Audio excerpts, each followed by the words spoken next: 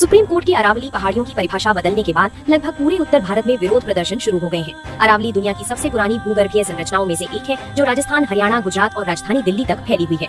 केंद्र सरकार की सिफारिशों के बाद सुप्रीम कोर्ट ने अरावली की जिस परिभाषा को स्वीकार किया है, उसके अनुसार आसपास की जमीन से कम 100 मीटर 328 फीट ऊंचे जमीन के हिस्से को ही अरावली पहाड़ी माना जाएगा। 2 या उससे ज्यादा ऐसी पहाड़ियाँ जो 500 मीटर के दायरे के अंदर हो और उनके बीच जमीन भी मौजूद हो, तब उन्हें अरावली श्रृंखला का हिस्सा माना जाएगा। पर्यावरणविदों का कहना है कि सिर्फ ऊंचाई के आधार पर अरावली को परिभाषित करने से कई ऐसी पहाड़ियों पर खनन और निर्माण के लिए दरवाजा खुल जाने का खतरा पैदा हो जाएगा, जो 100 मीटर से छोटी है, झाड़ियों से ढकी हुई है और पर्यावरण के लिए जरूरी है। हालांकि केंद्र सरकार का कहना है कि नई परिभाषा का मकसद नियमों को मजबूत करना और एकरूपता लाना है, न कि सुरक्षा को कम करना। लोग विरोध क्यों कर रहे हैं? इस हफ्ते गुरुग्राम और उदयपुर समेत कई शहरों में शांतिपूर्ण प्रदर्शन हुए। इनमें स्थानीय लोग, किसान, पर्यावरण कार्यकर्ताओं के अलावा कुछ जगहों पर वकील और राजनीतिक दल भी शामिल हुए। पीपल फॉर अरावली समूह की संस्थापक सदस्य नीलम आहलूवालिया ने बीबीसी से कहा कि नई परिभाषा अरावली की अहम भूमिका को कमजोर कर सकती है। उन्होंने कहा कि अरावली उत्तर पश्चिम भारत में रेगिस्तान बनने से रोकने, भूजल को रिचार्ज करने और स्थानीय लोगों की आजीविका बचाने के लिए जरूरी है। विशेषज्ञों का कहना है कि छोटी छोटी झाड़ियों से ढकी पहाड़ियां भी रेगिस्तान बनने से रोकने, भूजल रिचार्ज करने और स्थानीय लोगों के रोजगार में अहम योगदान देती हैं। अरावली बचाने के आंदोलन से जुड़े पर्यावरण कार्यकर्ता विक्रांत टोंगड़ कहते हैं कि अरावली को सिर्फ ऊंचाई से नहीं, बल्कि उसके पर्यावरणीय, भूगर्भीय और जलवायु संबंधी महत्व से परिभाषित किया जाना चाहिए।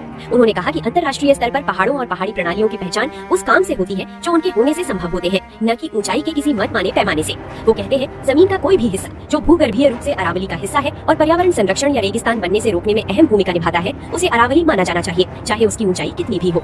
कार्यकर्ता मांग कर रही है कि सरकार अरावली क्षेत्रों को वैज्ञानिक मानकों से परिभाषित करे, जिसमें उसका भूगोल, पर्यावरण, वन्य जीव संपर्क और जलवायु संघर्ष क्षमता शामिल हो। टोंगड़ चेतावनी देते हैं कि अदालत की नई परिभाषा से खनन, निर्माण और व्यावसायिक गतिविधियों को बढ़ावा मिल सकता है, जिससे पारिस्थितिकीय तंत्र को नुकसान होने का खतरा बढ़ जाएगा।